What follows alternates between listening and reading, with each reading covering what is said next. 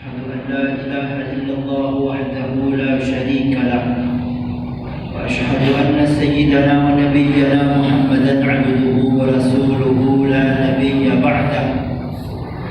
اللهم صل وسلم على سيدنا وحبيبنا ومولانا محمد بن عبد الله وعلى آله وأصحابه ومن تبعه إلى يوم القيامة. Kaum muslimin sidang jamaah Jumat yang dirahmati Allah, marilah senantiasa kita selalu mengucapkan puji syukur kehadirat Allah Subhanahu wa taala yang senantiasa selalu mencurahkan rahmat dan karunia-Nya kepada kita, dan sampai saat ini kita masih diberi kesehatan lahir dan batin, dan semoga kita selalu sehat, dilindungi oleh Allah Subhanahu wa taala dari berbagai bencana, dari berbagai wabah, termasuk dari wabah corona yang sedang mendunia ini. Semoga kita selalu dalam lindungan dan naungan ridha Allah Subhanahu wa taala. Salawat dan salam semoga senantiasa selalu dicurahkan keharibaan penghulu kita Nabi besar Muhammad sallallahu alaihi wasallam beserta seluruh ahli waris dan sahabat beliau sekalian. Saudara-saudaraku kaum muslimin sidang jamaah Jumat yang dirahmati Allah, setiap ibadah tentu ada komponen-komponennya, tentu ada rukun-rukunnya. Ketika suatu amal, ketika suatu ibadah, ketika suatu pekerjaan, baik itu pekerjaan yang terkait dengan dunia maupun pekerjaan yang terkait dengan akhirat, bila tidak memenuhi rukun-rukunnya, maka ibadah tersebut, pekerjaan tersebut tidaklah sempurna. Kalau dalam bahasa fikih disebut tidak sah. Barang mobil yang punya komponen-komponen inti, ketika salah satu dari komponen itu tidak berfungsi, maka mobil itu tentu tidak bisa digunakan, tidak bisa dimanfaatkan. Begitu pula lah kita sebagai hamba Allah, kita seorang muslim, kita seorang hamba Allah yang beriman kepada Allah, untuk membuktikan keislaman kita. Islam itu mempunyai komponen-komponen inti yang sering kita sebut dengan rukun. Ada rukun Islam dan ada pula rukun iman. Ketika seseorang menyatakan dirinya muslim, tapi dia belum memenuhi komponen-komponen inti tentang Islam, atau dia belum mengaplikasikan semua rukun-rukun Islam dalam kehidupannya sehari-hari, maka keislamannya masih timpang, maka keislamannya masih sempurna. Maka ketika seorang saudara kita yang sebelumnya di luar Islam dan dia ingin menjadi seorang muslim, maka komponen pertama yang harus dilakukan adalah bersyahadah. Syahadatain, melakukan syahadatain, melakukan syahadah atau mengucapkan dua kalimat syahadah disertai dengan keyakinan yang mendalam dalam hatinya. Dan itu merupakan salah satu rukun Islam. Asyhadu an la ilaha illallah. Aku yakin seyakin-yakinnya. Itulah arti pada aku bersaksi. Aku bersaksi bahwa tiada Tuhan melainkan Allah. Artinya aku yakin seyakin-yakinnya bahwa tiada Tuhan selain Allah, atau dalam bahasa yang lain, selain daripada Allah itu bukan Tuhan. Yang Tuhan hanyalah Allah Subhanahu wa taala. Wa asyhadu anna Muhammadar Rasulullah. Dan aku bersaksi bahwasanya Muhammad itu utusan Allah. Artinya aku yakin seyakin-yakinnya bahwa Muhammad itu, Nabi Muhammad itu adalah seorang rasul yang diutus oleh Allah, sampai yang ajarannya berlaku sampai kepada akhir masa nanti.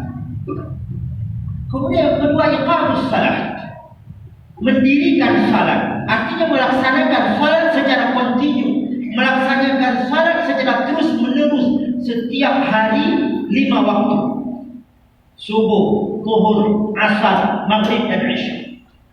Apabila 5 salat ini tidak dilakukan oleh seseorang yang dia telah mendeklarasikan bahwa dia sebagai muslim, tertulis di tanda pengenalnya dia sebagai muslim, dia beragama Islam, di setiap identitas tertulis agama Islam, tapi dia tidak salat, atau dia salat hanya maghrib saja, setelah itu tanpa isya, atau dia salat maghrib dan isya tanpa subuh, zuhur dan asar, atau dia melaksanakan salat cuma 4 waktu tanpa ada 1 waktu, maka pernyataan dirinya sebagai muslim, bahwa aku sebagai seorang muslim, aku beragama Islam, ini masih timpang, ini masih sempurna, ini masih belum sempurna maksud saya. Ibarat mobil, dia punya semuanya, punya mesin, punya minyak, semua lengkap, kecuali 1 roda tidak ada. Maka mobil ini tidak bisa berjalan, mobil ini tidak bisa difungsikan. Kemudian salah satu di antaranya adalah zakat. Melaksanakan, membayar zakat, menunaikan zakat. Dan ini antara seseorang yang telah wajib zakat antara dia dengan Allah. Andaikan di antara kita yang hadir di sini ada pengusaha, dia bayar zakat atau tidak, Allah Subhanahu wa taala Maha tahu. Kita tidak tahu apakah sudah sampai nisabnya, apakah modal yang ada di tokonya sudah sampai seharga 28 mayang emas murni atau lebih. Ketika dia tidak membayar zakat, maka Islamnya juga masih timpang, Islamnya masih keliru. Bahkan kalau kita baca di beberapa kitab, misalnya dalam kitab Jauharul Mawhub, halamannya kami tidak ingat, bahwa ketika seseorang dia telah wajib menunaikan zakat, telah wajib membayar zakat tapi dia tidak membayarnya, maka semua harta yang belum dizakati, semua harta yang tidak dizakati ketika hidup di dunia ini, semua harta itu akan dibangkitkan oleh Allah. Penjual besi yang dia tidak membayar zakat, maka besi-besi yang dia tidak bayar zakat ketika di dunia dibangkitkan kembali, dibawa kembali di mahsyar. Dia seorang usaha menjual semen, maka semen-semen yang tidak dia zakati, Allah munculkan nanti di akhirat, semua harta itu akan dirantai dengan satu rantai dan diikat di pinggangnya.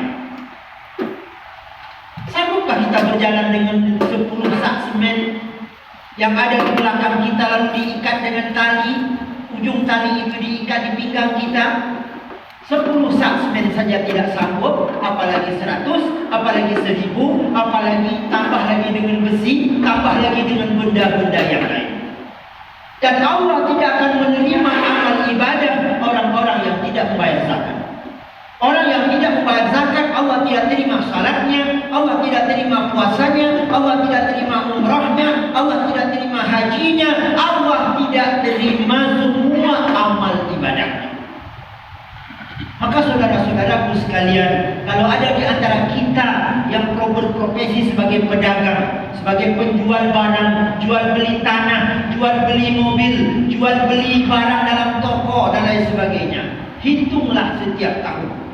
Setiap tahun hentikan jualan kita 1 hari selama 24 jam, hitung berapa barang yang ada di toko kita, berapa harga modalnya, berapa jumlah ketika diuangkan, dan zakat hanya 2,5%. Andaikan harga barang semuanya 100 juta, berarti zakat yang kita keluarkan hanya 2.500.000. Lalu bolehkah zakat itu kita bawa asal kita di Belabu, lalu berjualan di Lambu, semua zakat kita kirim ke Belabu? Kampung asal kita di Sigli, kita jualan di kampung di kota Banda Aceh, di kampung Lambu misalnya, zakat kita ambil, kita kirim semua ke kampung kita yang ada di Sigli, ke kampung kita yang ada di Aceh Timur, ke kampung kita yang ada di Langsa, ke kampung kita yang ada di Aceh Selatan. Bolehkah begitu? Semua kita keluarkan ke sana? Tentu tidak boleh. Zakat itu wajib dikeluarkan di tempat di mana kita buka usaha. Kita buka usaha di Lampung, berarti zakat kita keluarkan di Lampung. Bila lebih, maka baru zakat itu boleh kita keluarkan di tempat yang lain. Dan nanti silakan kita berguru, kita bertanya, kita belajar kepada guru-guru kita. Kemudian selanjutnya adalah puasa. Dan ini tidak lama lagi, lebih kurang seminggu lagi. Insya Allah hari Jumat yang akan datang, kita sudah mulai 1 Ramadan. Ada yang prediksi hari Kamis, terserahlah. Apakah Kamis, apakah Jumat, terserah. Saudara-saudaraku sekalian, sebelum kita melakukan satu amalan, hendaknya kita belajar dengan sungguh-sungguh, kita kaji dengan sungguh-sungguh, agar kita sendiri yakin bahwa ibadah yang kita lakukan sudah sah. Syarat, ayo kita pelajari bagaimana cara rukuk, bagaimana cara sujud, bagaimana bacaan Fatihah kita sudah benar atau belum. Sudahkah kita kuasai apa saja yang membatalkan salat kita, apa saja yang membatalkan wudhu kita. Jangan sampai ketika andai kan ada orang bertanya kepada kita setelah kita selesai salat, Bapak sudah salat? Sudah. Salat Bapak sah? Sah. Salat Bapak tidak batal? Tidak. Bapak yakin salat Bapak tidak batal? Yakin. Jawaban kita yakin. Lalu di penghujung pertanyaan orang itu bertanya, Bapak yakin salat Bapak tidak batal? Yakin. Memang yang membatalkan salat apa saja, Pak? Yang batil semayangnya tok sehingga orang yakin semayang orang hanya betul. Yang membatalkan salat itu apa saja? Coba sebutkan, Pak. Sehingga Bapak yakin bahwa salat Bapak tidak batal. Kalau jawaban kita, oh kalau itu tidak tahu, bagaimana kita yakin salat kita tidak batal? Kita tidak tahu apa saja yang membatalkan salat, tapi kita yakin salat kita tidak batal. Bagaimana ini tidak nyambung? Berarti kesimpulan ketika dibalik, kalau orang-orang yang belum tahu apa saja yang membatalkan salat, maka salatnya tidak diyakini sudah sah.